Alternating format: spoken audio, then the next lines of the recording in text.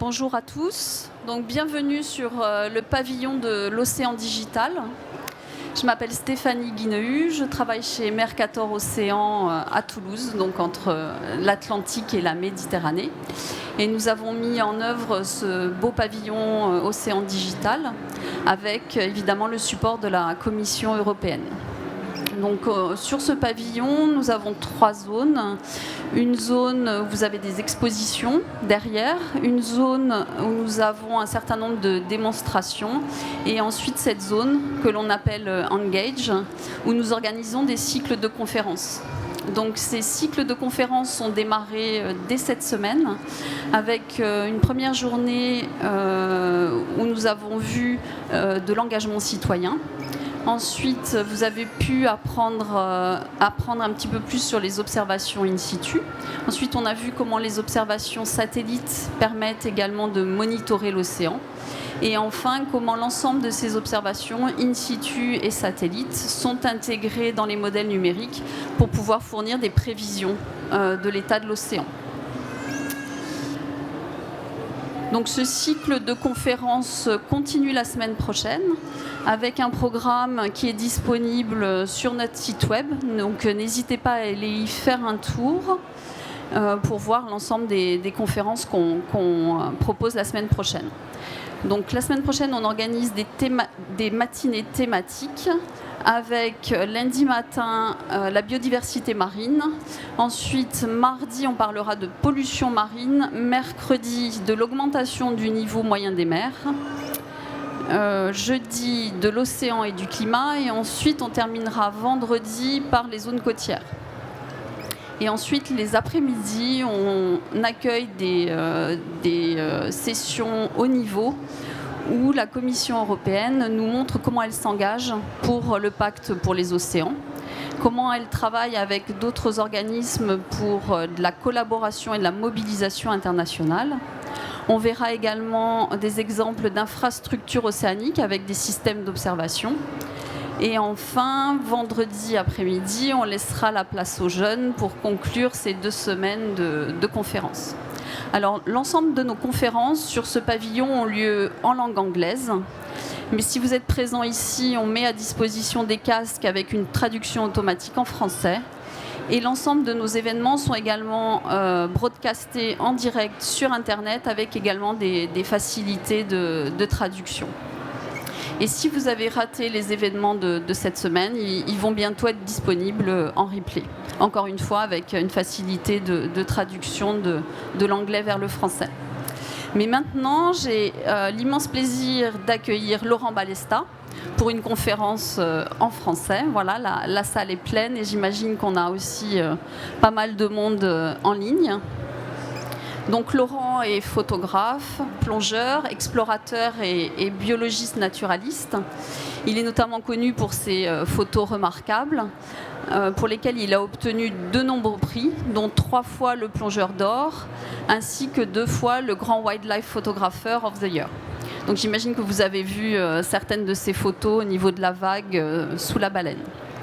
Alors, Laurent mène également des expéditions pionnières en plongée sous-marine, que ce soit pour aller explorer les zones polaires, les zones tropicales ou bien tempérées, ainsi que des expéditions en plongée profonde, lui permettant évidemment de ramener des images incroyables, mais également de faire progresser la science sur ce milieu qui est encore trop peu exploré. Que ce soit en observant des espèces rares, en découvrant des nouvelles, ou bien en participant à la compréhension des mécanismes qui ont façonné ces paysages sous-marins. Donc aujourd'hui, Laurent nous propose une conférence intitulée « Les mers Méditerranée », sous la forme d'un voyage plongé le long des côtes méditerranéennes, permettant de lever le voile sur les mystères qui se cachent sous la surface. Voilà, Laurent, c'est à vous.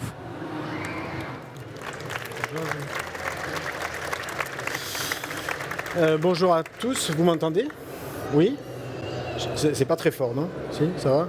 Bon. Alors oui, je vais vous parler de la Méditerranée, et en fait des Méditerranées. C'était facile à comprendre que cette Méditerranée, eh ben, elle est trop complexe pour être unique.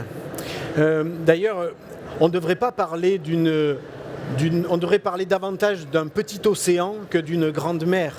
Il y a des fosses abyssales, il y a des plateaux, il y a des recoins, il y a toute une série de mers. Dans l'Antiquité, on ne disait pas la mer Méditerranée. On disait la mer Égée, la mer Adriatique, la mer de Ligure, la mer Ionienne, mais on ne disait pas la mer Méditerranée. Moi, je suis méditerranéen, mais je ne suis pas d'ici. Je suis de l'autre région, l'Occitanie, de l'autre côté, la pauvre. C'est celle où, en général, on ne va pas en vacances parce que quand même, Palavas-les-Flots, c'est un peu populaire. C'est ça que vous dites ici à Nice. Je le sais. Okay, ne niez pas. Bref, moi, c'est là-bas que je suis né, dans cette région, effectivement, qui est extrêmement influencée par les grands fleuves. Vous devriez nous dire merci. C'est nous qui prenons toutes les eaux du Rhône. Le courant liguro-provençal emmène toutes ces eaux chez nous et rend ce littoral sableux, ce littoral agité, souvent trouble, avec une couleur des eaux qui n'a rien à voir avec le reste de la Méditerranée. Ce n'est pas une erreur de l'écran. L'eau est souvent verte chez nous. Elle est relativement trouble, voire très trouble. Moi, j'ai toujours dit qu'elle était surtout magique, avec des mélanges d'eau. De l'eau douce, de l'eau salée, de l'eau saumâtre, qui parfois se mélangent en des couches qui se distinguent comme ça. On plonge sous les nuages parfois, tellement l'eau est trouble. Et de temps en temps, les roches sortent de tout ça et on peut découvrir ces sites. Alors ça les rend d'autant plus précieux qu'on n'y a pas accès tous les jours. Et au final, quand j'étais gamin, je me plaignais évidemment de ces eaux chargées, de ces eaux troubles. Et je ne mesurais pas que c'était une formidable école. La meilleure des écoles pour apprendre à observer, pour regarder le vivant, pour aller le détecter là, entre les algues, dans l'eau trouble, pour apprendre cette patience, pour voir les choses, pour comprendre que même dans un tout petit espace confiné, il y avait plusieurs univers parallèles finalement, que quand on regarde la Gorgone blanche là, on peut voir cette gorgone, mais on peut voir aussi qu'il y a que c'est un univers à lui tout seul qui héberge la petite porcelaine, ce petit coquillage si rare. Que quand on regarde une anémone, c'est aussi l'univers de ces crevettes qui vivent là à l'intérieur toute leur vie. Et puis, on n'est jamais à l'abri de belles rencontres. Ce coquillage-là, c'est le triton. C'est le plus grand escargot du monde. Le plus grand escargot du monde. Je vais être chauvin, mais je l'ai trouvé à Carnon-Plage. À Carnon-Plage, quand je dis qu'il est grand, il est grand. On rigole pas. C'est la trompe des dieux qui était utilisée par les Romains et par les Grecs pour faire pour sonner et servir de trompe. Voilà, c'est un animal énorme qui m'a fasciné, sidéré. Je l'ai rencontré que quelques fois. Comment est-il arrivé là? Je ne sais pas. En tout cas, lui mesurait bien ma surprise. Il avait tendance presque à se moquer de moi. Vous voyez, ça se voit, il tire la langue. Voilà. Donc, je vous disais, des eaux riches, des eaux colorées. D'ailleurs, le vert va très bien avec le rouge, vous savez bien. Et ces eaux vertes, c'est des eaux riches. C'est pas pour rien qu'en certains endroits, le corail rouge est si abondant à très faible profondeur. Ça, c'est du corail rouge qui est entre 15 et 20 mètres de profondeur. Quand ici, il faut aller le chercher à 80 mètres. Vous voyez, ça, c'est assez étonnant. Et puis, la quantité d'animaux. Vous voyez, ces foisonnements de langoustes. Et puis, c'est aussi dans ma région, finalement, que j'ai trouvé ma vocation. Le jour où j'ai photographié ce petit poisson, qui n'est pas très gros, il fait 3 cm. Mais en lui se logeait un espoir immense, celui que j'allais faire de ça non seulement ma passion, ça je le savais, mais que j'allais en vivre, que ce serait mon métier. Parce que ce petit poisson n'avait jamais été observé, ni photographié, il n'était pas décrit. Alors j'étais évidemment, vous imaginez, quand j'avais 20 ans, je marchais à ça au-dessus du sol. Je peux vous dire, après ça, c'était la première fois que je photographiais un animal pour la première fois. C'est aussi dans ma région, elle a cette particularité d'avoir énormément de lagunes. Les montagnes enneigées que l'on voit derrière, ce n'est pas les Alpes. Ce sont les Pyrénées, c'est le Canigou. Et ce que l'on voit devant, ce n'est pas la mer, ce sont les lagunes littorales, c'est le bassin de Thau, l'étang de Thau à 7. Et les grilles qu'on voit devant, c'est tous les parcs ostréicoles de ce bassin. Connu donc pour son aquaculture, donc pour sa productivité, mais en vérité riche d'une véritable biodiversité. Là aussi, des eaux segmentées, vous voyez, il y a ces eaux qui ont des couleurs différentes selon les profondeurs. Et il y a là aussi une grande abondance. Vous voyez, quand on trouve des escargots, c'est pas un, c'est des pyramides comme ça au moment où ils se reproduisent. Et évidemment, ces eaux très productives ont donné l'idée d'y faire de l'aquaculture, plutôt intensive d'ailleurs. Ça, ce sont les parcs à moules dans l'étang de Thau, les parcs à huîtres, pardon. Mais même au sein de ces aquacultures qui pourraient paraître très monospécifiques, eh bien en fait la diversité est partout. Le moindre poteau est tout de suite colonisé par une quantité d'animaux. Ils se poussent les uns sur les autres. Là, il y a cet acidie qui a poussé sur ce spirographe. Là, les poteaux, c'est de véritables guirlandes de Noël qui portent les parcs à huîtres. Alors, je ne vais pas être chauvin, je ne vais pas vous dire que c'est la plus belle région du monde. J'ai voyagé, je sais que non. Mais, et en plus, ce n'est pas toujours accueillant. J'en conviens, ça ne donne pas forcément envie de se baigner. Mais c'est cela qui est motivant. C'est parce qu'on s'y croit. Quand on est gamin et qu'on est là, on est un explorateur. On n'a pas eu besoin de traverser un océan. Et encore une fois, ça a été une formidable école pour apprendre à forger un regard. Quand on est face à une baleine à bosse ou une raie manta, j'ai envie de dire, la contemplation est assez facile. Elle ne demande pas une éducation particulière. Par contre, aller chercher au milieu de ce jardin d'algues, aller là détecter le petit syngnathe vert qui passe complètement inaperçu, ça c'est un apprentissage. Et quand on le trouve, le plaisir est décuplé parce qu'on se rend bien compte qu'on l'a vu alors qu'on aurait pu ne pas le voir. Et puis ça a été aussi la patience d'apprendre que il y a les êtres vivants qui sont là, et puis il y a ceux qu'ils font, le comportement animalier, avoir le temps d'observer des choses. Cette sèche, là, en train de capturer ses petites attérines, là, en train de se jeter sur un poisson encore plus gros, les gobilotes, là, en train d'attraper un énorme crabe dans ses tentacules. Il s'en passe des choses. Au moment où on se parle, il y a tout un monde qui vit, se reproduit, mange, essaie de ne pas être mangé à son tour. Et souvent, ça, on oublie. On a l'impression que c'est juste un contenant avec des choses. Non, il se passe des choses. Et encore une fois, avoir le temps d'apprécier les choses. Ça, c'est la petite lime, c'est un petit coquillage de rien du tout. Mais si on prend le temps, de temps en temps, il bâille. D'ailleurs, on l'appelle la lime bâillante. Et quand elle bâille, alors là, c'est un spectacle incroyable. C'est aussi dans le bassin de Thau qu'on trouve les formidables blénipans. Ces blénis, avec ce dimorphisme sexuel très marqué, hein, le mâle un peu à l'air satisfait là derrière, qui a creusé ce trou, ce nid, où il convainc cette petite femelle de venir pondre. Il faut que, vous voyez, là le nid est très beau, il est presque doré. Et ça, c'est en ce moment. J'y étais il y a 2 jours, je les ai vus faire encore il y a 2 jours.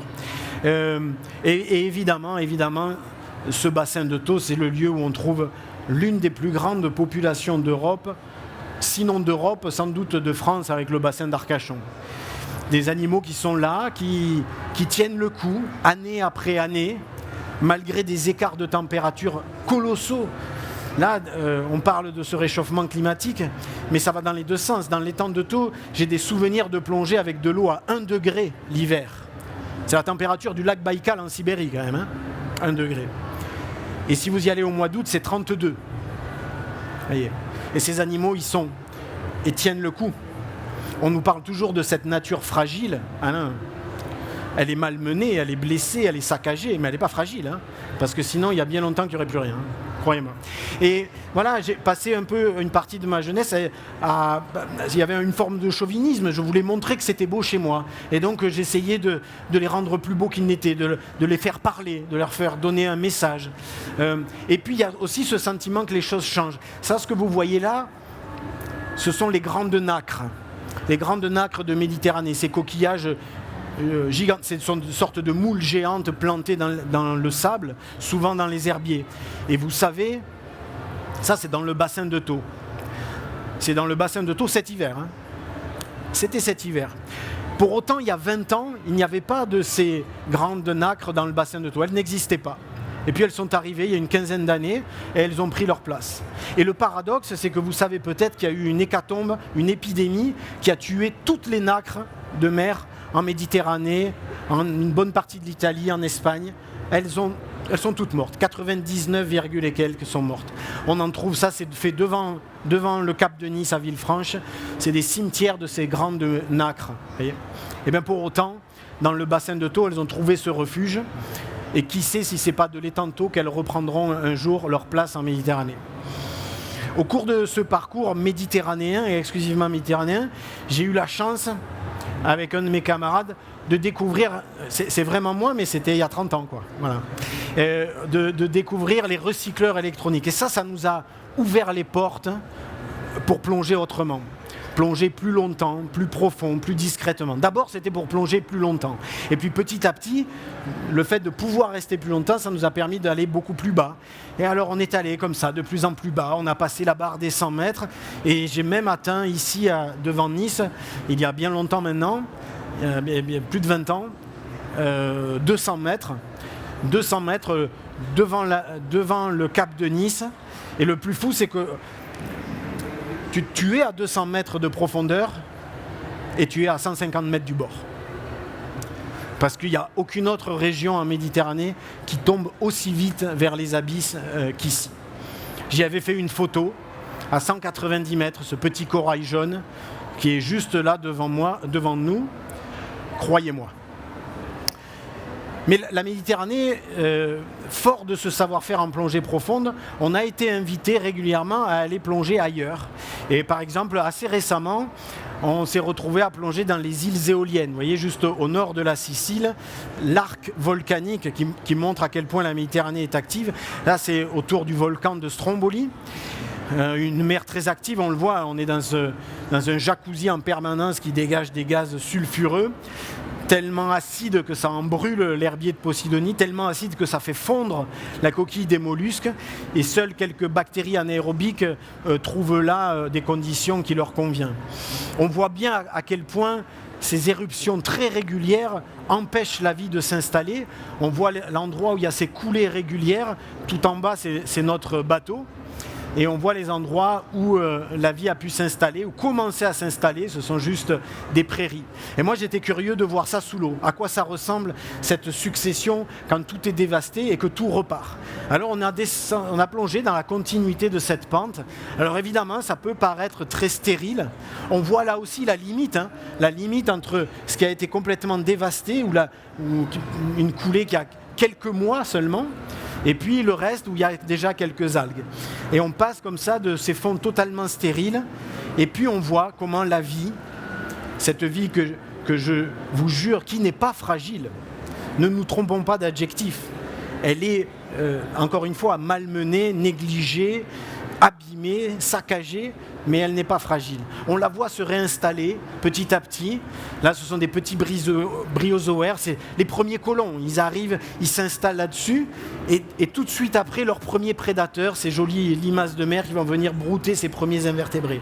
Alors pour autant, rien n'est acquis. Vous voyez, là, il y a eu une coulée de cendres, et déjà ces gorgones sont ensablées. Elles ont poussé sur un support rigide, elles sont déjà ensablées. À la prochaine éruption, sans doute, ça disparaît. Mais ça crée des opportunismes. Il y a ces clavelines qui s'installent. Et là aussi, déjà, les prédateurs, cet énorme baudroie qui surgit des cendres du volcan, ou encore, symbole de cette vie qui recommence, ce petit requin, ce bébé requin, cette petite roussette, tellement petite que dans le détail, on peut en distinguer les denticules dermiques jusqu'au bout de la queue. Et tout ça en permanence sous la menace de ces éruptions monumentales, qu'elles soient sous-marines ou terrestres. On a continué notre voyage dans les îles éoliennes. On a quitté Stromboli pour aller jusqu'à Panarea, où là, des vulcanologues nous avaient fait part d'une découverte, la vallée des 200 volcans. On avait l'impression de plonger sur vous savez, les dorsales océaniques à 3000 mètres, où il y a ces fumoirs noirs au milieu des océans. Nous étions seulement à 80 mètres de profondeur, mais on s'y croyait. On avait l'impression d'être au-dessus d'une dorsale océanique. Après tout, c'est un endroit où la mer s'ouvre. Mais moi, ce qui m'a intéressé, au-delà de faire le job pour les vulcanologues, de faire les prélèvements qu'ils voulaient, c'était de voir là aussi cette vie résiliente s'installer dans des endroits où je me demande ce que ce ver plat peut trouver là de bon à manger dans ces concrétions ferreuses et ferriques. Qu'est-ce que ce pantopode peut trouver là lui aussi? Et tout de suite, la vie s'installe. Les premières algues sont là, avec les premiers brouteurs de l'algue, ce petit ver plat, et même cette première limace qui fait sa ponte sur cette petite algue pionnière. Nous, on a fait le travail pour les vulcanologues, des prélèvements de gaz qui s'échappaient, des prises de température, souvent de l'eau bouillante qui sortait de là, dans ce décor inoubliable de début du monde, ou ce début de cette impression d'être sur Mars en quelque sorte. Voilà. Et ce voyage, on l'a poussé un peu plus loin. Après les éoliennes, on est allé dans la baie de Naples, où on nous a parlé d'un endroit étrange, au milieu de la baie, que les pêcheurs appelaient la bouche de l'enfer. Un trou, soi-disant, au milieu de la baie qui aspirait tous leurs filets. Alors on est allé voir, et effectivement, sur 55 mètres de profondeur, sur un fond de vase horrible, dégueulasse, disons le mot, jonché de déchets, vaseux, froid, en plein hiver. Enfin, je me demandais vraiment ce que je faisais là. Et là, au milieu de cette vase, tout à coup, un trou. Vous voyez, c'est une image de synthèse qui est faite à partir du sonar qu'on a descendu jusqu'au fond du trou. En fait, c'est une sorte de grotte verticale, une ancienne caldeira, sans doute du Vésuve, et qui est là, un trou en forme de carafe. On est rentré dans ce trou à 55 mètres de profondeur, et on est descendu. 55, 60, 65, 70, 75. Et à 75, on a découvert que ça s'agrandissait. C'est là que la grotte prenait cette forme de carafe. Et l'eau devenait claire en plus. On voyait de mieux en mieux à l'intérieur, même si c'était sombre. L'eau était plus transparente. Et le plus fou, c'était même pas ça, c'était que il y avait de la vie. La vie s'était installée sur les parois, des organismes très particuliers, ce que l'on voit là. Je l'admets, ça ressemble à de pauvres écouvillons là, pour nettoyer les biberons des bébés. Mais c'est un animal extraordinaire. Ça, ce que vous voyez là, c'est l'éponge carnivore. Alors, c'est pas une éponge qui va vous sauter au cou et vous arracher les carotides, hein, c'est pas ça. C'est une éponge carnivore qui simplement se contente d'attendre lentement que des petits crustacés passent à sa portée, comme là, et vont venir s'agglutiner sur une espèce de glu naturelle, et ensuite cette éponge va continuer sa croissance tout autour et métaboliser tous ces petits crustacés. L'alien du trou des enfers. Je ne sais pas si c'est cette petite éponge qui mange leur filet, mais en tout cas, c'est le seul prédateur qu'on a trouvé au fond de cette caverne, dont on voit là la sortie, où j'avais absolument pas envie d'aller, et où pourtant on est resté plus d'une demi-heure au fond, ce qui nous a coûté plus de 4h30 de remontée. Et on l'a même recommencé plusieurs jours parce que je voulais faire la photo de ces petits crustacés pris au piège par cette anémone. On est descendu jusqu'à 96 mètres et donc derrière il faut faire des paliers de décompression avec là, vous voyez, toutes les éprouvettes des échantillons qu'on a pris au fond de gaz, d'eau chaude et ces interminables paliers de décompression. On a eu le privilège de passer 30 minutes au fond de cette grotte.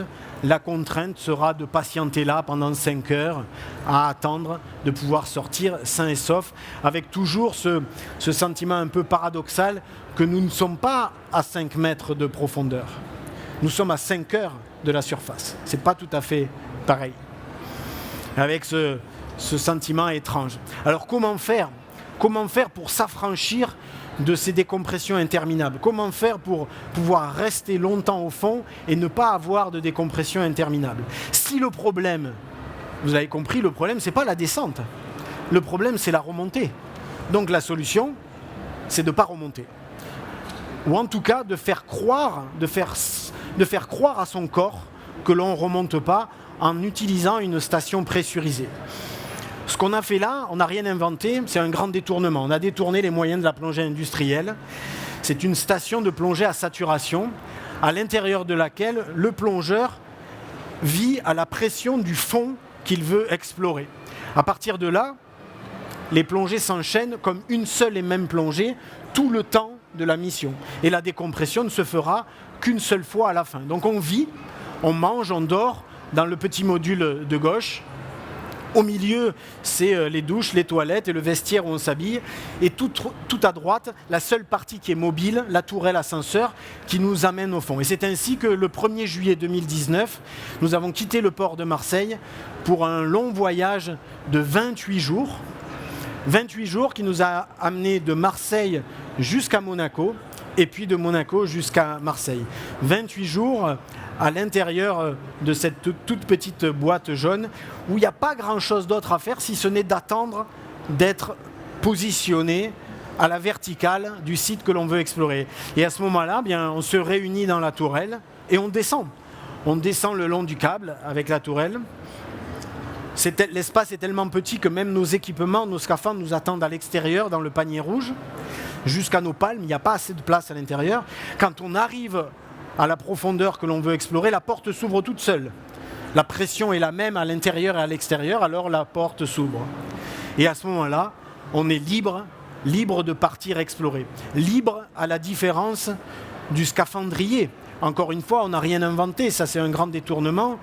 La technique existe depuis les années, elle a été d'abord expérimentée dans les années 60, puis développée dans les années 70 et a connu son essor dans les années 80 avec des milliers de scaphandriers. Mais tout ça, c'était des travailleurs, des plateformes pétrolières. Ils n'ont pas de palme, ils ont un casque, ils ont un ombilical. Et moi, je voulais leur autonomie, bien sûr, être affranchi de la décompression, mais je voulais ma liberté. Je voulais être libre de me déplacer. Alors être libre, ça ne veut pas dire être léger. Vous voyez, mon camarade est lourdement équipé pour s'orienter, pour se déplacer, pour pallier à toutes les pannes possibles. Tout ça est lourd de contraintes, lourd d'équipements, coûteux, mais ça en vaut la peine. Parce qu'il y a là des univers uniques à explorer. Vraiment uniques. Les récifs coralligènes de la Méditerranée, des écosystèmes endémiques de la Méditerranée, que j'aime appeler plutôt les récifs coralliens de la Méditerranée, c'est la même chose. C'est-à-dire des êtres vivants qui construisent eux-mêmes leur propre habitat, qui couche après couche fabriquent de la roche, du calcaire, des algues, des gorgones, des coraux, des mollusques, des éponges qui poussent les uns sur les autres, qui fabriquent une roche véritable calcaire. Et en permanence, il y a cette opposition entre des organismes qui bâtissent, des bâtisseurs, et d'autres qui démolissent, qui vont faire fondre le calcaire avec de l'acide, qui vont le creuser avec des coquilles. Et il y a besoin de ce bras de fer permanent, parce que c'est comme ça qu'on arrive à un système chaotique, un système alvéolaire creusé de 1001 anfractuosités qui héberge une biodiversité sans pareil. Plus de 1200 espèces par mètre carré sur certains sites coralligènes. C'est digne des récifs coralliens. Et à ces profondeurs-là, tout plongeur expert que l'on soit, on découvre. On est en permanence en train de découvrir, et on aurait vite fait naïvement de croire que tout ça est rare. Mais tout ça n'est pas rare. Mais il est rare d'aller les voir. Il est rare d'aller là-bas. On a vite fait d'avoir l'impression de se balader dans des territoires vierges du bout du monde. Pourtant, si je regarde mon GPS, qui ne fonctionne pas à ces profondeurs-là, il m'indiquerait que je suis là, au large de la Ciotat. Vous voyez, il y a plus exotique que la Ciotat. Et pourtant, j'y crois, à cet exotisme et à l'impression d'être le premier à me balader là. Alors, cette illusion, parfois, elle ne dure pas. Il y a des réalités qui nous rattrapent même à grande profondeur. Même là où on ne visite pas tous les jours, on laisse notre trace. Tout ça se passe à grande profondeur le long de notre littoral. C'est une réalité aussi de la Méditerranée. Tout ça existe bel et bien pas très loin d'ici. Ça, par exemple, ça n'existe plus, par contre. C'était une expérience des années 70 qui a été retirée aujourd'hui. Preuve que quand même, les mentalités évoluent. Ça existe encore, hélas. Et en plus, c'est à l'intérieur d'une aire marine protégée. Mais comment faire ? Une aire marine protégée, même celles qui ont des règles, elles n'en ont pas toutes, mais certaines ont des vraies règles. Ce n'est pas un aquarium fermé. On ne peut pas empêcher les courants, on ne peut pas empêcher la pollution atmosphérique, on ne peut pas empêcher le réchauffement. Et puis, il y a tout ce qui se passe aussi à cause de cette surpopulation et de cette ignorance. Le mouillage des bateaux. Une ancre de bateau, ça va. Mais des milliers de bateaux qui jettent l'ancre, aussi paisible que ça a l'air, en dessous, c'est une catastrophe. ça, c'est une catastrophe qui a lieu presque tous les jours. J'ai envie de dire presque parce que je suis optimiste et qu'aujourd'hui c'est interdit. Mais je sais très bien que ça continue. Regardez, ça, ce sont des cartes faites au sonar. Tout ce que vous voyez là, c'est des traces d'encre de bateau dans les herbiers. Regardez ce petit bilan. Ça, c'est fait sur une année à Golfe-Juan. C'est tous les bateaux qui ont mouillé. Tout le vert que vous voyez, c'est l'herbier. Tous ces bateaux ont mouillé dans l'herbier. Ça ne peut pas tenir. Ce n'est pas durable. Imaginez si chaque fois qu'on garait sa voiture, on écrasait un arbre ou qu'on saccageait un espace vert. En même temps, il y aurait scandale au bout de quelques heures. Au fond de la mer, il n'y a pas de scandale. Regardez ce travail que l'on a fait avec Andromède de cartographie. Ça, c'est une comparaison sur seulement 5 ans. 5 ans, 25%. Là, je fais la soustraction. Là, voilà ce qui a disparu en seulement 5 ans dans le Golfe-Juan. À ce rythme-là, voilà, 15 ans de plus et il n'y a plus rien. Alors, on n'est pas les seuls, mais on a été les premiers à lancer des initiatives comme ça de repiquage. On fait un travail, c'est un travail de fourmi, mais tous les étés, des équipes de plongeurs professionnels passent leur temps à Golfe-Juan, plus près d'ici, du côté de Beaulieu-sur-Mer. On plonge et on ramasse tout ce qui a été arraché par les ancres. Bon, il faut que ça soit un peu gros, qu'il y ait non seulement les feuilles, mais les racines, parce que les posidonies ne sont pas des algues, ce sont des vraies plantes avec des racines. Et on les met dans des caisses, on les transporte et on les repique, on les replante. Les autorités nous ont délimité des concessions marines dans lesquelles on replante l'herbier chaque année, depuis déjà 4 ans, et ça continue. Et on replante comme ça quelques hectares, petit à petit, en nid d'abeilles pour gagner effectivement ensuite que la croissance se croise et que ça accélère le processus. Mais ça, dans une certaine mesure, c'est non seulement un travail de fourmi, mais en plus, c'est soigner les symptômes. Il faut aller à la cause. Alors pour ça, on a eu une idée il y a quelques années, on a développé Donia. Donia, c'est une application que vous pouvez avoir sur un téléphone, sur une tablette. On est très fiers, l'été dernier, il y avait 70 000 utilisateurs le long de la Côte d'Azur. C'est une application qui permet de savoir en temps réel où sont les herbiers. Parce que ce que je ne vous ai pas dit, c'est que le métier d'Andromède Océanologie, ma petite société, c'est la cartographie biologique des fonds marins. C'est quelque chose que l'on fait depuis 20 ans. Et donc on a des cartes. Il fallait juste les rendre accessibles. Et c'est ce qu'on a fait avec cette application. Et donc un bateau, grâce à cette application Donia, sait à quel endroit il jette l'ancre. Là, on ne peut pas savoir vraiment où sont les herbiers. Si on superpose la carte, on peut voir quels sont les bateaux vertueux et ceux qui ne respectent pas le jeu. Voilà le travail réalisé. Mais je ne suis pas là, moi je ne fais pas ce métier pour ça, je ne fais pas ce métier pour aller au-devant des problèmes.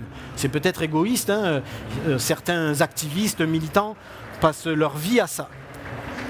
Moi je les admire, je n'y arriverai pas. Moi ce qui m'intéresse c'est ça, c'est de montrer que cette Méditerranée, aussi abîmée soit-elle, il y a encore des oasis. Des oasis, c'est-à-dire des oasis dans le désert parfois. Mais ça existe, ces colonnes d'éponges, ces champs de vers marins qui ressemblent à des fleurs, ces pinacles de corail jaune, ces forêts blanches de corail noir. Et grâce à la plongée à saturation, la station Batial, pour une fois dans ma carrière, j'ai pu rester là. Rester longtemps, prendre le temps d'observer ce qui se passe à l'intérieur, prendre le temps de voir les crevettes narvals s'approcher de moi, pouvoir observer leurs yeux à facettes, mais plus intéressant d'un point de vue biologique, comment ils fonctionnent avec ce réseau d'antennes, ce réseau de communication qui leur permet par exemple de communiquer à tous l'attaque soudaine de la grande rascasse. 28 jours comme ça à se balader au fond de la Méditerranée avec cette possibilité d'explorer des espaces gigantesques à l'intérieur de laquelle se cachaient tellement de ces petites bêtes qui font la biodiversité que l'on croit rares, qui sont juste inaccessibles le plus souvent. La limace tortue, le limbert à filaments, le barbier perroquet, des animaux photographiés pour la première fois. Là, vous avez le mâle, voici le couple, mâle et femelle, et voici même le juvénile. Photographié toute la série devant Nice, devant le tombant des Américains, ce site qui devrait devenir, si j'ai bien compris, une petite aire marine protégée, la première de Nice. Espérons que ce soit une véritable aire marine protégée, c'est-à-dire à l'intérieur de laquelle il y ait une véritable réglementation. La diversité, c'est ça, même au sein d'un groupe.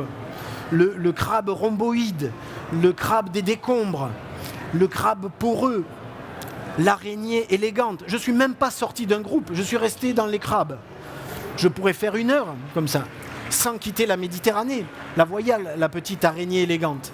Des animaux insolites, moi qui m'émerveillent, qui me motivent à faire toutes ces plongées, mais peut-être plus intéressant ou plus captivant encore, les espèces que l'on croit bien connaître, mais qui atteignent des tailles qu'on avait oubliées. Un homard gigantesque. C'est peut-être pas une coïncidence qu'on le trouve à la fois, celui-là, à la fois à grande profondeur et dans une aire marine protégée dans le parc national de Port-Cros. Une baudroie qui est sans doute plus lourde que le plongeur qui est derrière lui. Et encore une fois, il y a ce qu'il y a et puis il y a ce qu'il s'y passe, du comportement. Les calamars veinés, par exemple, c'est une espèce de calamar très profonde que j'avais croisé furtivement une seule fois, mais grâce à la plongée à saturation que j'ai pu observer en train de s'accoupler. Et ça, c'est vraiment un privilège parce que c'est un privilège quand on sait que ces animaux se reproduisent qu'une seule fois dans leur vie et meurent juste après.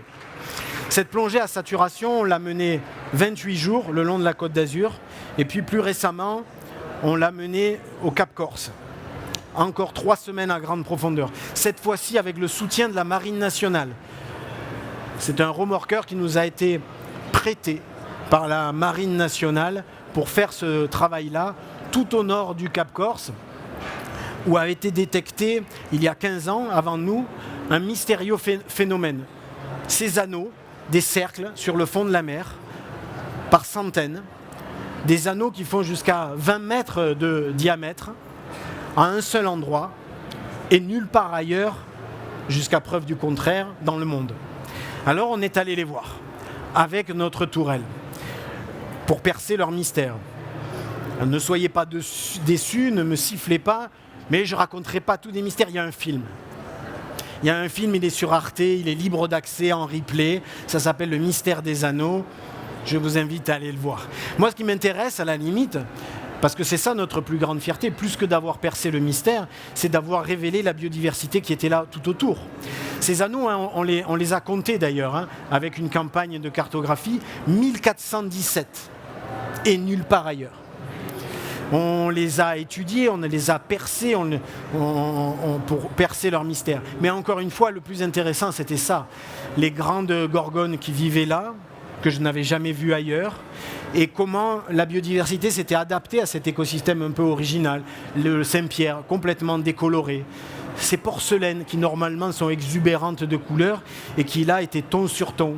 Celle-ci qui avait même poussé le camouflage jusqu'à recréer sur son corps les polypes de la gorgone, et il faut vraiment qu'elle retire son manteau pour qu'on aperçoive sa coquille. Alors c'est vrai que vu de loin ça peut paraître un peu lunaire, mais ça l'est pas. Dès qu'on se rapproche de ces fonds lunaires, la vie apparaît. Par exemple, la discrète sépole, l'anguille jardinière de Méditerranée. Là aussi, quand on a le temps, on peut la voir. La raie bouclée et sa dentelle dermique qui recouvre son œil pour parfaire le camouflage. Ou tout au contraire, l'œil bleu azur qui trahit la présence de la baudroie qui est devenue sable. Et puis, s'il y avait ces petits noyaux rocheux, en bordure de la vallée des Anneaux, il y avait des monts sous-marins qui autrefois ont été des îles quand le niveau de la mer était plus bas. Et ces monts sous-marins, aujourd'hui, ils hébergent ces récifs coralligènes dont on a vu déjà quelques exemples le long de la Côte d'Azur, mais qui là étaient peut-être encore plus préservés, parce que très loin des côtes, tout ça se passe à plus de 20 000 au large, près de 40 km au large. On ne voit plus le Cap Corse d'ailleurs quand on est sur zone. Et j'ai rarement vu des sites aussi préservés, des sites qui me donnaient l'impression d'être un peu sous les tropiques d'ailleurs, et avec des espèces illustrées pour la première fois comme la limace triton. J'ai même cru que c'était une nouvelle espèce quelque temps. Je me voyais lui donner le nom de ma fille. Ma fille s'en foutait de toute façon.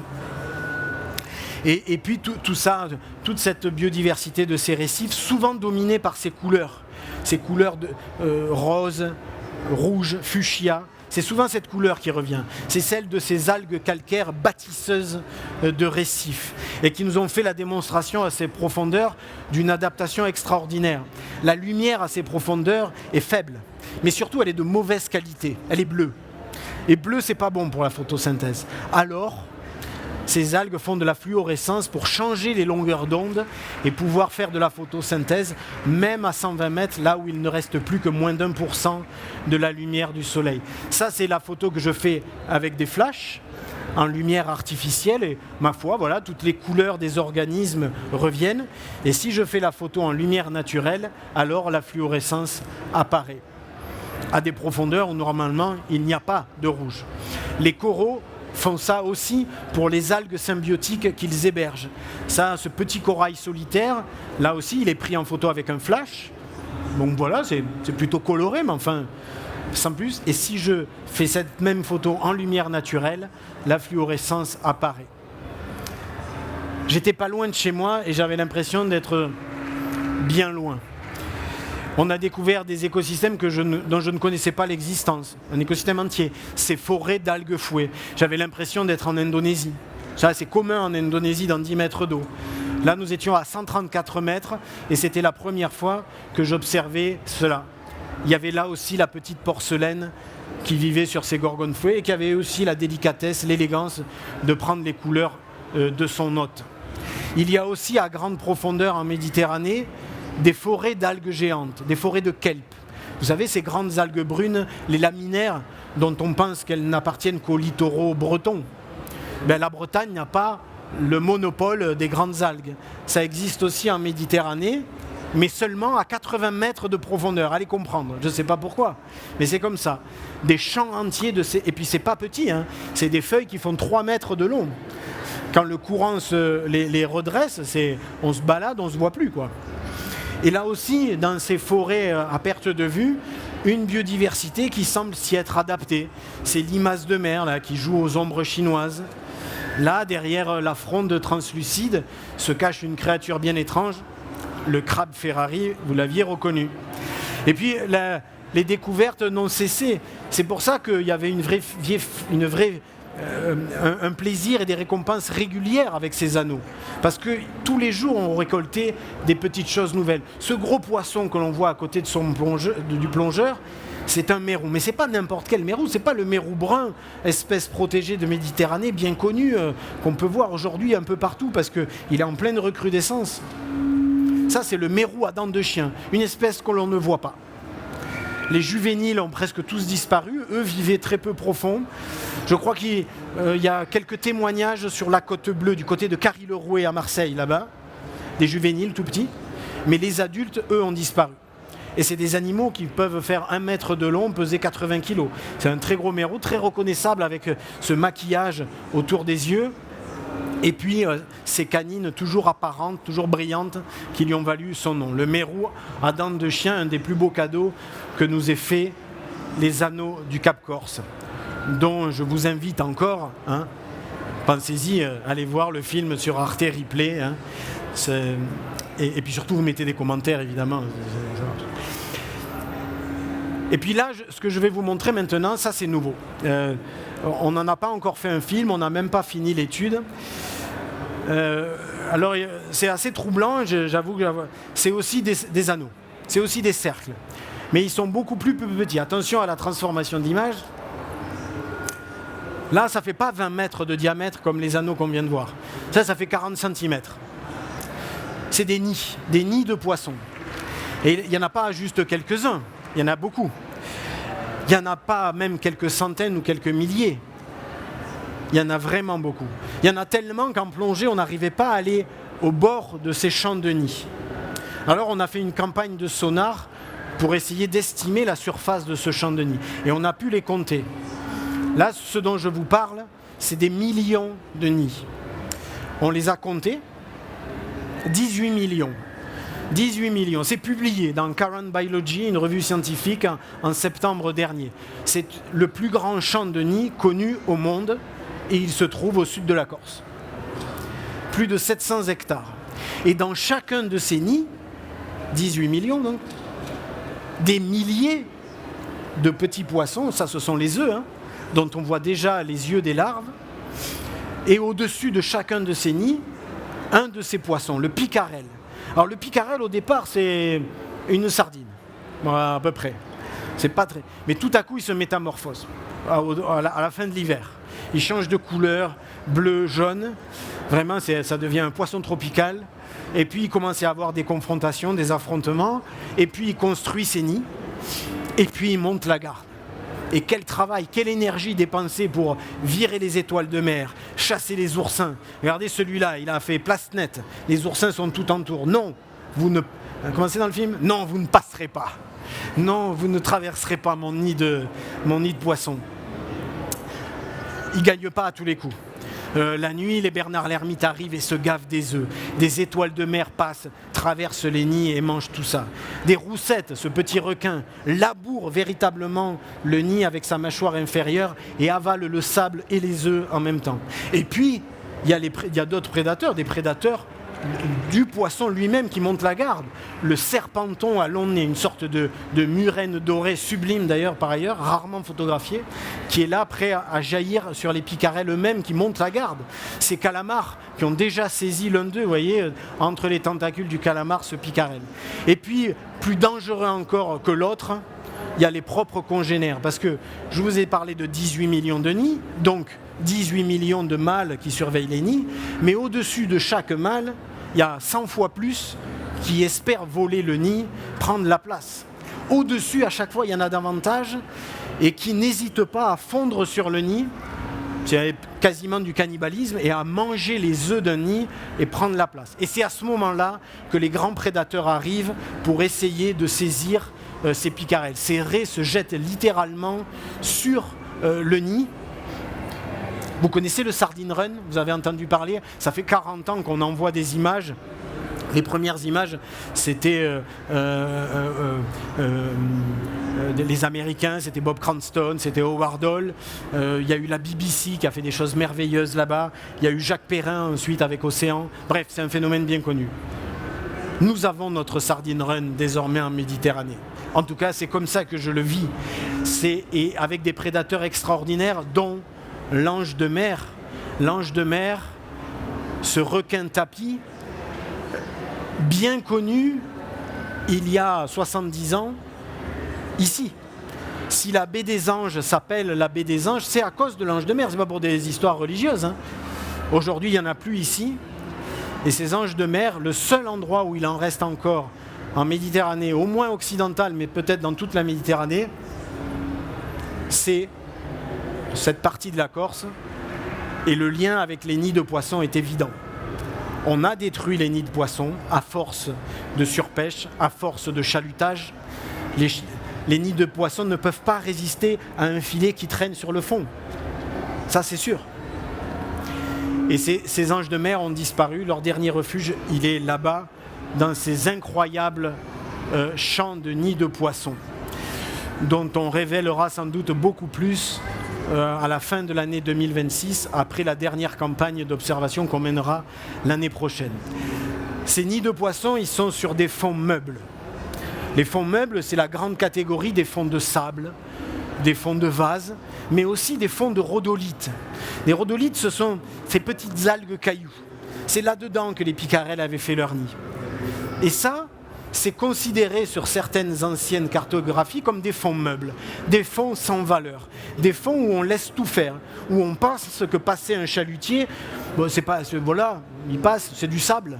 Non, c'est pas du sable, c'est des choses très structurées, qui ne supportent pas, qui sont extrêmement fragiles, qui se brisent en un instant, et qui sont en même temps des nurseries indispensables. On trouve là ces bébés pieuvres On trouve là toutes les grandes araignées de mer qui viennent remonter là au début de l'hiver, là en train de s'accoupler. Ce sont des fonds d'une très grande diversité, rien à voir avec un fond de sable ou un fond de vase. Et pour autant, ils sont assimilés, ces fonds-là, aussi luxuriants, à ces fonds que certains diront même désertiques. Ce n'est pas le cas. Ça, c'est des photos très récentes, elles datent du mois dernier. C'est mon petit plaisir de vous montrer là, par exemple, la crevette des crinoïdes, la crevette Hippolyte, exactement. Ça ne plaît peut-être qu'à moi, mais moi, ça faisait 18 ans que je l'avais pas vue.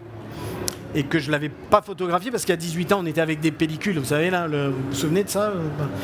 Et j'avais fini ma pellicule, que j'ai trouvé. Là, j'ai pu la faire cette fois-ci. Des poissons qu'on connaît très mal, le goby trogloïde qui vit là-bas. Et puis encore plus récemment, ça c'est un petit trouver Charlie. Je ne sais pas si vous l'avez vu, il est en plein milieu, je l'ai mis au milieu. Ce petit poisson, photographié pour la première fois en Corse, le goby de Lioris. La biodiversité, c'est ça aussi. C'est le fait qu'aujourd'hui sur Terre, à l'heure où une espèce disparaît toutes les 20 minutes de la surface de la Terre, on est encore capable de décrire tous les 2 jours un nouveau poisson. Voilà le paradoxe de la biodiversité. En tout cas, le poids de notre ignorance face au poids de nos négligences. Mais je ne voulais pas finir avec des choses comme ça qui peuvent paraître inaccessibles, parce que ça, c'est à 80 mètres de profondeur. N'oublions pas ces herbiers de Posidonie le long de nos côtes, qui sont un des écosystèmes majeurs, endémiques, poumons de la Méditerranée, qui permettent la lutte contre l'érosion et qui sont des univers merveilleux même pour la contemplation. Ces champs où au début de l'hiver, vous pouvez essayer d'aller voir leurs fleurs, les rares fleurs des Posidonies. Plus rare encore, les fruits, les olives de mer, qui vont à un moment donné se décrocher. Sur Terre, un fruit trop mûr tombe par terre. En mer, un fruit trop mûr monte à la surface, flotte, se met à dériver, le fruit pourrit et la graine sort du fruit, tombe sur le fond, germe et peut-être donnera un nouvel herbier capable d'héberger cette biodiversité et jusqu'aux petits hippocampes comme ceux des étangs de Thau de mon enfance. La boucle est bouclée. Merci pour votre attention.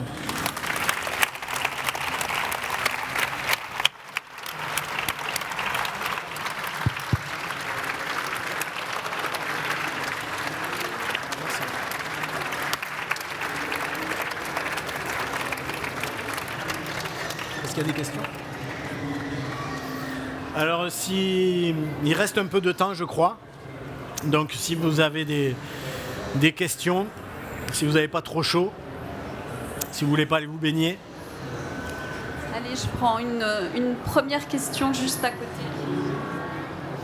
Avec la plongée à saturation, ça fait pas bizarre d'être sur un bateau, mais avec les conditions de sous l'eau, donc de ne pas avoir accès à l'air, etc.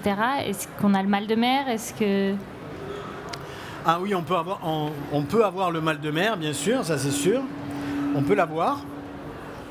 Mais en même temps, comme il faut des conditions vraiment de mer calme pour pouvoir faire descendre la tourelle, on évite les zones où ça bouge. On ne peut pas y aller. Donc on n'a jamais été tellement malmené, sauf des fois dans des déplacements. Après, dans l'équipe, on n'a pas trop le mal de mer quand même, donc voilà. Et après, cette promiscuité, oui, on peut mal la vivre. Si on oublie le privilège que ça va être d'accéder à ces zones. Toute contrainte est acceptable quand elle a du sens. Voilà. Et je ne parle pas des mesures restrictives des aires marines protégées nécessaires. Ce sont des contraintes, mais elles auront du sens et elles porteront leurs fruits. Donc voilà, évidemment que... Voilà. Moi, je l'ai très bien vécu. Très, très bien vécu. Au contraire, ça fait du bien. Il n'y a plus personne qui vous emmerde. Ne l'oublions pas. C'est un luxe, des fois, d'être seul, de nos jours, sur la Côte d'Azur. Oui. Oui. Oui, bonjour Laurent, merci pour ta présentation. J'avais une question sur la photo prise au sonar des 18 millions de nids. Je te voulais savoir si, au centre de cette photo, c'était du chalutage C'était quoi? On a l'impression d'un tracé de chalutage. Non. En fait, quand on fait du sonar, la technique utilisée, c'est le sonar latéral. Le sonar latéral, c'est une sonde qui n'est pas, comme on pourrait le croire, posée sous la coque du bateau et qui sonde à la verticale. C'est un engin qu'on envoie quasiment sur le fond, qu'on traîne avec le bateau, c'est une torpille, et on essaie de l'amener au plus bas possible. Et elle scanne sur le côté, c'est pour ça qu'on appelle ça du sonar latéral. En sondant sur le côté, les ombres sont évidemment beaucoup mieux marquées et on distingue beaucoup mieux les structures du fond. Mais du coup, il y a une zone d'ombre. Et ce que l'on voit au milieu de l'image, c'est la zone d'ombre du sonar. Ce que l'on fait parfois, c'est qu'ensuite on va repasser plusieurs couches pour combler ces zones d'ombre. Ce n'est pas le cas sur cette image.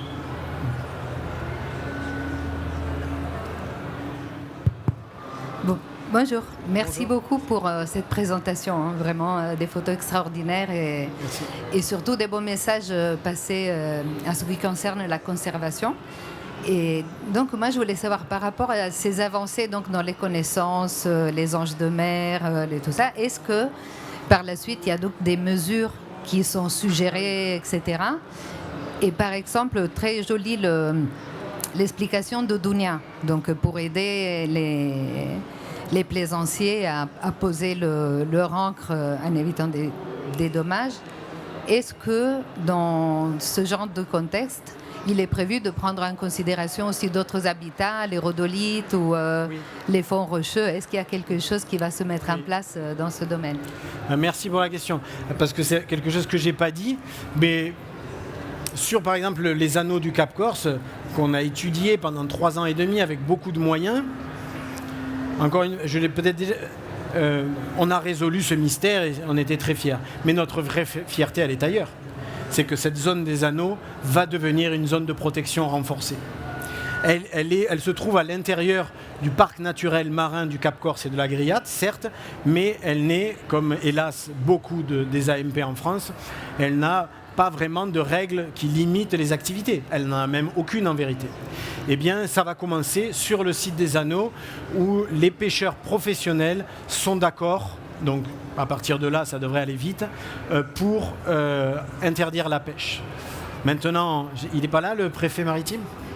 J'espère aussi qu'on va aussi détourner un petit peu la route du trafic maritime pour qu'il sorte aussi de la zone et créer aussi moins de dérangements sur la zone parce que c'est des nuisances sonores terribles quand même le trafic maritime au-dessus de cette zone-là.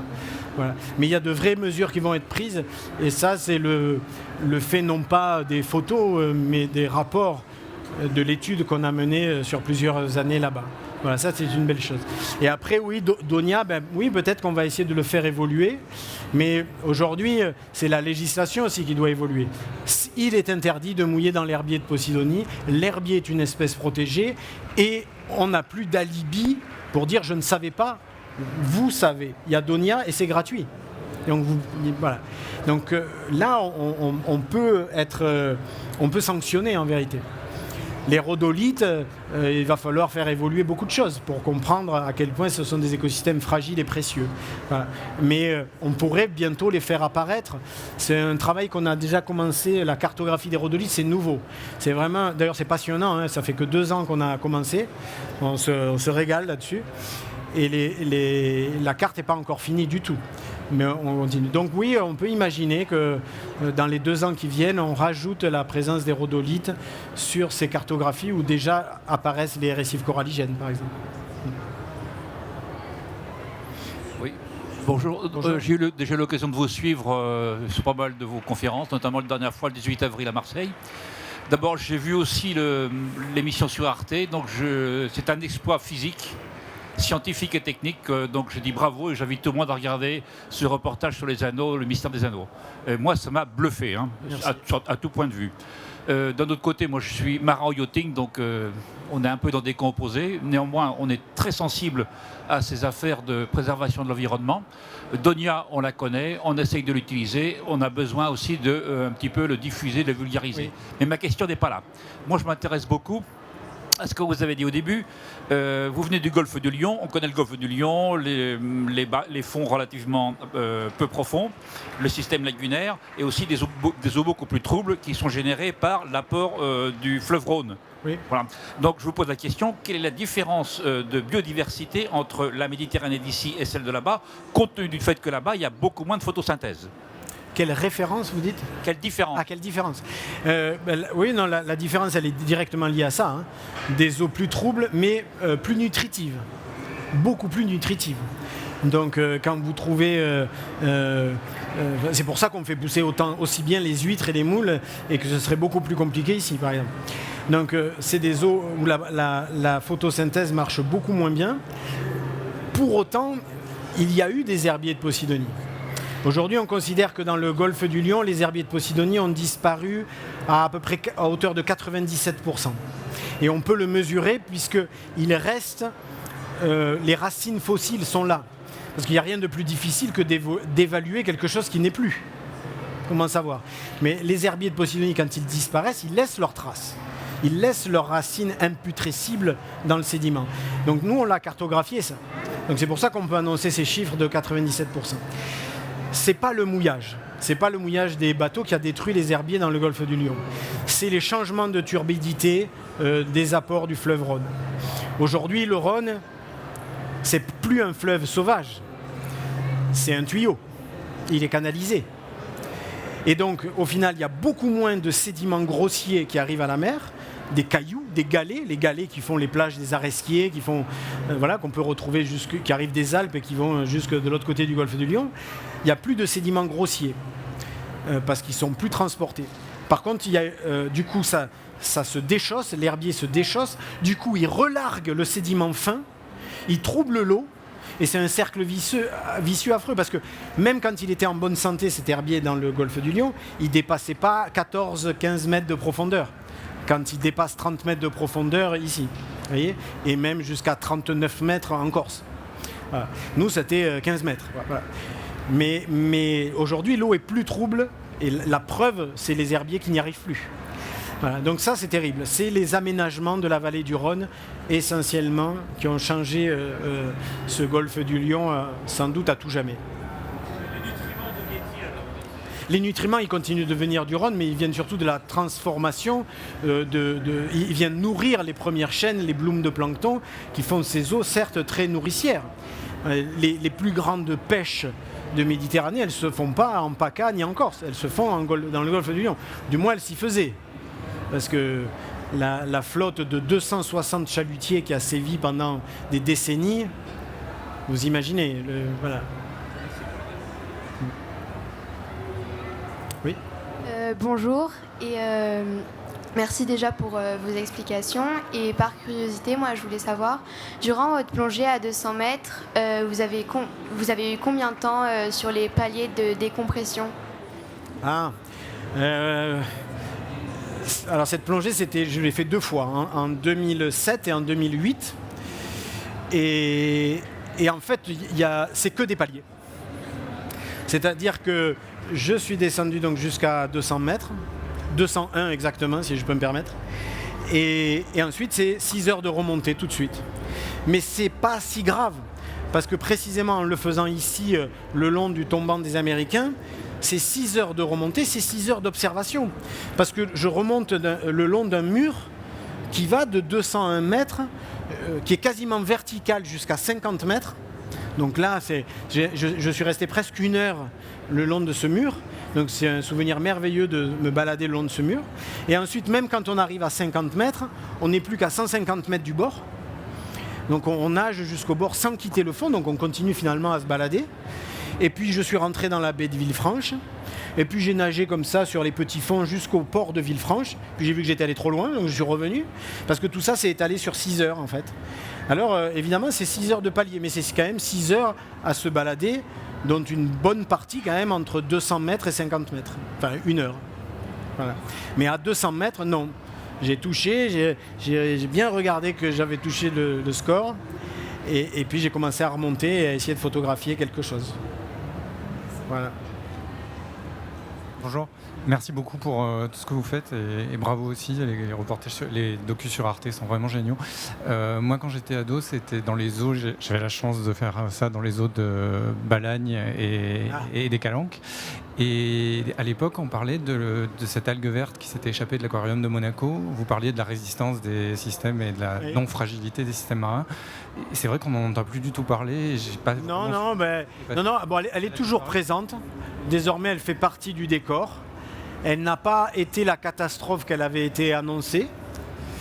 Est-ce que c'était pour... Je ne suis pas sûr que c'était pour rechercher un effet d'annonce, c'était peut-être sincère, parce que le début a été explosif. Et puis aujourd'hui, elle est relativement intégrée. On la retrouve à Beaulieu-sur-Mer, au Cap-Martin. On la retrouve un petit peu à Port-Cros de temps en temps. À une époque, on en a trouvé à Saint-Cyprien, en Occitanie, là-bas. C'était très, très étrange d'ailleurs. Voilà, mais aujourd'hui, elle est intégrée. Il y a d'autres caulerpes qui, elles, sont arrivées par le sud, par la mer Rouge et par toute la région, comme Caulerpa racemosa, qui, elles, aujourd'hui, ont envahi tous les fonds meubles, absolument partout, presque jusqu'à la surface, et qui a fait beaucoup moins l'objet d'inquiétude, et qui pourtant est, alors elle, sur le coup, omniprésente. Mais c'est pareil. Elle s'est fait sa place, elle a poussé un peu les autres, pour autant elle ne les a pas éliminés. Voilà. C'est sûr que ça fait des espèces en plus. Donc on pourrait dire que c'est plus de biodiversité. Le problème, c'est pas tellement qu'il y ait plus de biodiversité, c'est que les écosystèmes s'homogénéisent, se mondialisent. Est-ce qu'on va arriver un jour avec un seul écosystème tempéré, un seul écosystème tropical? Ce serait un peu triste. Il reste une dernière question. Oui. Stéphane, la jeune femme.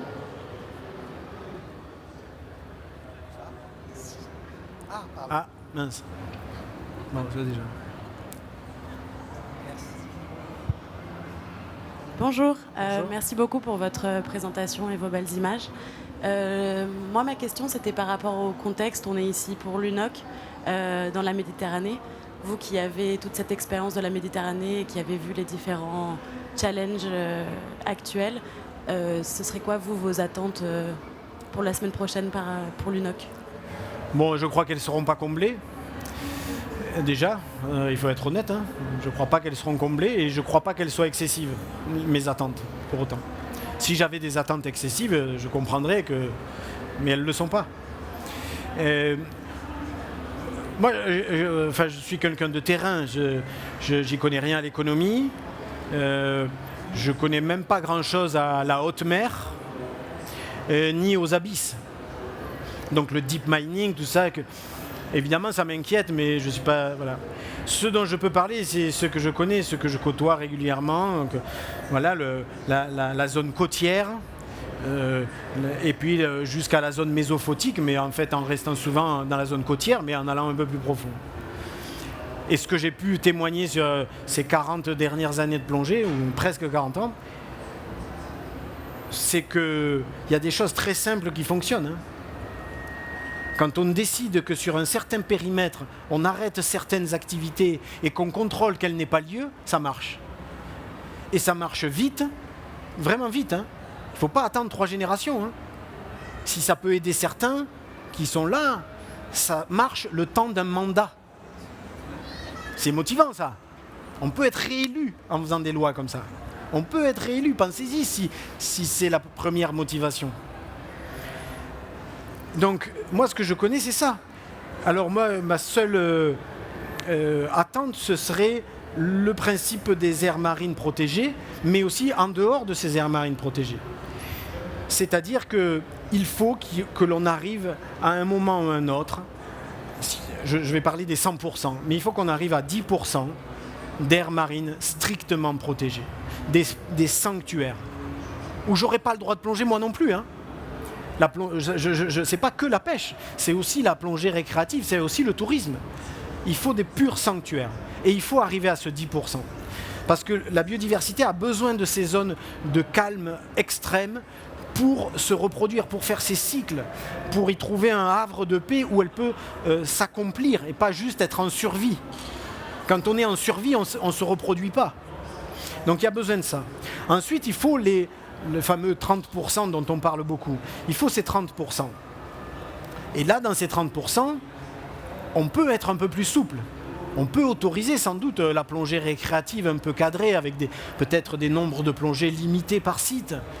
On peut imaginer un tourisme, on peut imaginer un certain trafic de bateaux avec des vitesses peut-être modérées, attention là où on passe. Quand on est près des sites, il faut aller doucement. On peut imaginer une pêche artisanale avec des arts fixes, une pêche sélective, bien contrôlée. Mais il faut y interdire les arts traînants. On ne peut pas faire du chalutage là-dedans. Mais en vérité, on ne peut pas faire du chalutage partout. Donc c'est là où j'en viens aux 70%. Quand bien même on arriverait à faire ça sur les 30% et on n'y arrivera pas la semaine prochaine, alors qu'on devrait en être là en vérité. Ça devrait déjà être acquis et on devrait être en train de parler des 70%. Et dans ces 70%, il faut réguler. On ne peut pas laisser la baie de Cannes avec une telle... Est-ce qu'il n'y a pas un site sur Terre, un site terrestre, avec autant d'activités humaines et pas de régulation? C'est malheureux de dire ça, mais la mer ne peut plus être un espace de liberté quand on a des milliers et des milliers... Moi, je le sais, rien qu'avec mon application, 70 000 utilisateurs d'Onia cet été.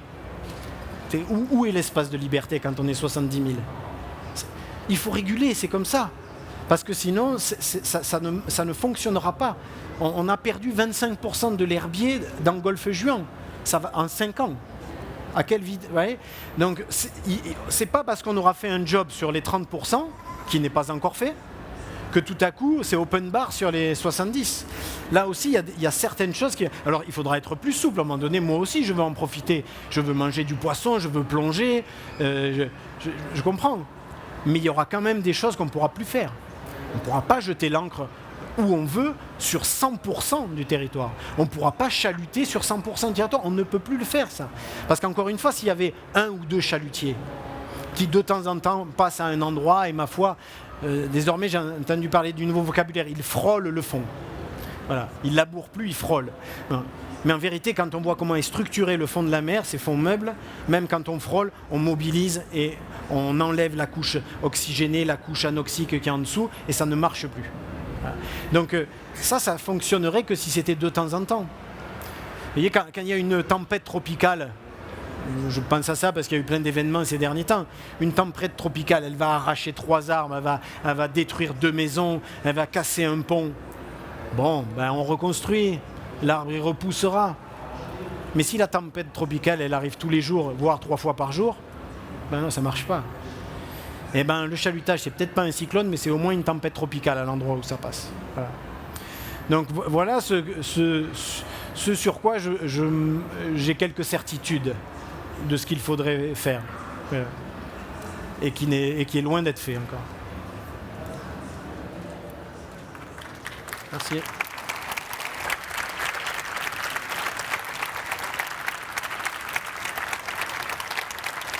C'est bon ? Ben, merci pour votre attention. Merci beaucoup et encore bravo Laurent pour cette magnifique conférence. Et encore merci.